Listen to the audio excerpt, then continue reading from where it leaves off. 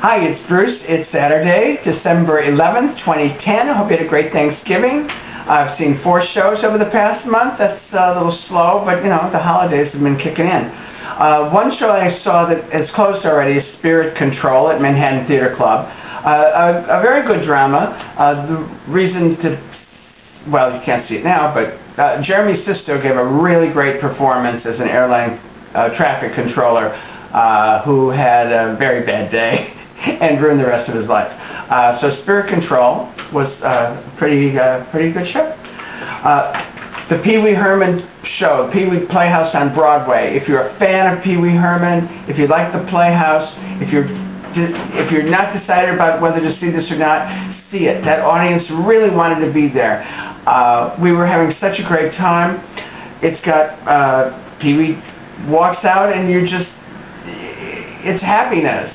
We just laughed a lot, and Pee Wee was silly, and all the old Playhouse friends were there. Cherry and Cowboy Curtis and Missy Vaughn. He shows old 1950s movies, and he's Pee Wee. If you like him, if you don't like him, but I'll tell you, the audience really loved it. Another show I enjoyed a lot was Colin Quinn. Long story short, it's only 75 minutes long. Pee Wee's only 90 minutes long without an intermission. Colin Quinn's 75 minutes long. It's at the Helen Hayes. I recommend it. If you don't know Colin Quinn, he's sort of a dry, snarky, curt kind of comedian. He was on Saturday Night Live. Never was my favorite, but I saw some clips of this on TV, and it made me laugh a lot. He does the history of civilization and how we got here.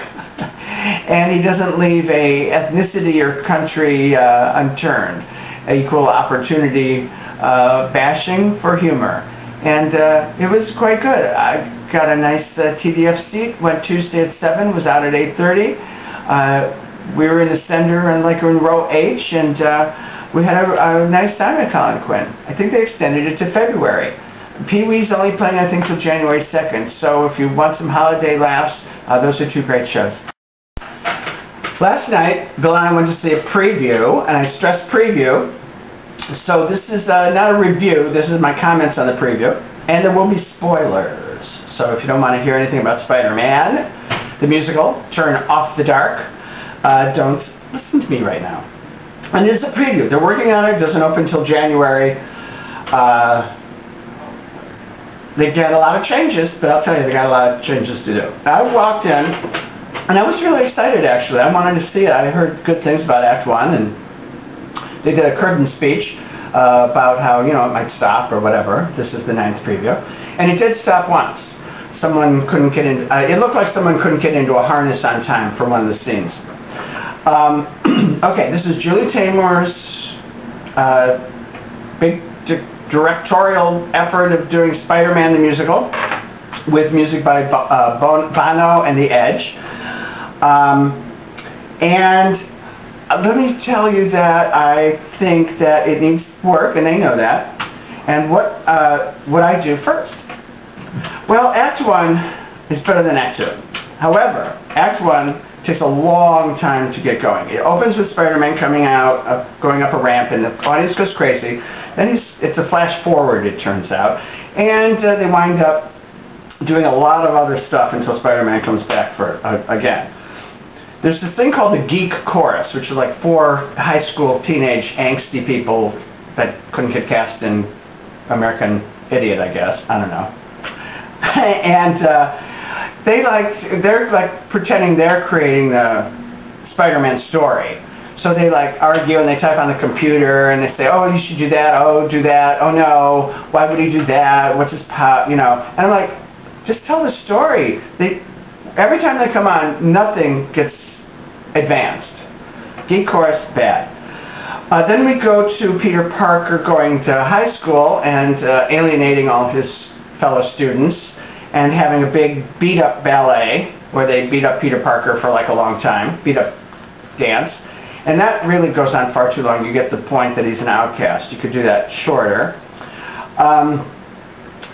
He does Then we go to a lab where Dr. Osborne, who's working on his biomedical experiments, does this long number with lab assistants called DIY World, which I can't remember what that stands for. But that's a little long and not that great. Not that I'd cut the whole song, but it's like taking up all this time. And then Peter goes to the place, the lab, and they get the high school tour. He gets bitten by the spider. There is a great thing where he goes home and he's in his bedroom and he gets his first powers, and the flying starts with him, and some of that's just brilliant. That's what we want to see. So it takes a while to get there, and of course then he becomes Spider-Man, which is a good thing because the audience wants to see that. Act 1 has lots of Spider-Man flying. Reeve Carney is Spider-Man. I actually really liked him. There are about 10 other Spider-Mans who do most of the flying and acrobatics and the fighting, because Reeve can't do all that, and I don't blame him. And they're all very good. But I'll tell you, the first act was 90 minutes, and maybe I thought 20 minutes were pretty spectacular out of that. Jennifer Damiano is Mary Jane. She's saddled with that character. It's not that great, and she and Reeve are getting a lot of angst teenage rock ballads by Bono and the Edge, one of which is called No More, one called Walk Away. They don't really do much. They're angsty rock ballads.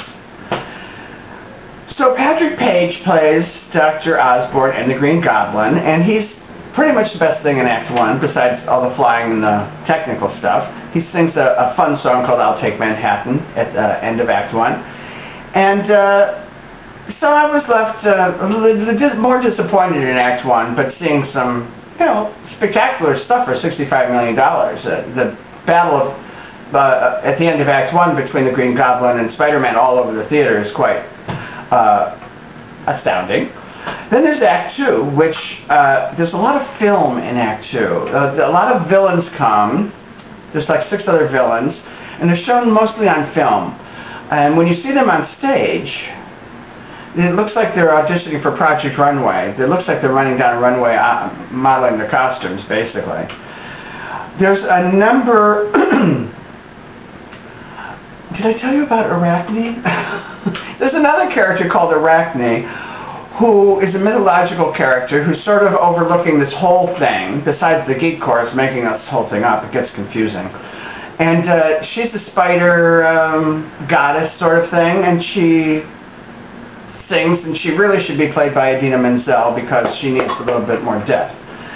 Anyway, she appears a lot in Act 2, where she comes down with her spider entourage, and they steal a lot of shoes in Manhattan, and then they do this shoe number. It made no sense, except that they had to wear shoes because they had a lot of feet. So Arachne, also in Act 2, Arachne, my favorite line, she stops the geek chorus and takes over, and she says, I'll tell the story from now on. I thought, oh good, a new book writer, because, the geek chorus isn't doing very good writing the story. Maybe Arachne can do better. As I said, there's a lot of film in Act 2, and a lot of angst, and not a lot of Spider-Man. Peter Parker goes into, withdrawal. The newspaper hates him. Everybody's after him. He sort of gives up being Spider-Man. He sort of disappears. He sings an angst teenage ballad.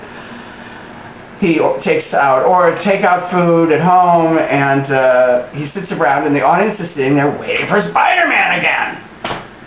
Finally he comes out, but he doesn't do too much in Act 2. So, well, I got a discount seat, but it still was like $89, and I really would buy 2 tickets to American Idiot instead, but they are working on it. I don't mean to put it down. It's got a lot of money in it, and it's got a lot of effects, and they're working on it. Julie Taymor's got an incredible eye. I don't think she's got an incredible sense of really cutting it down and moving it better with the book, but she has an eye. Costumes, sets, lights, special effects are all great. It just, Act 2, maybe somebody can explain Act 2 to me. It really, I understood it, but it didn't go anywhere. All right, well, it's a 9th preview. They're working on it. Don't go by me. Go see for yourself if you want to do it.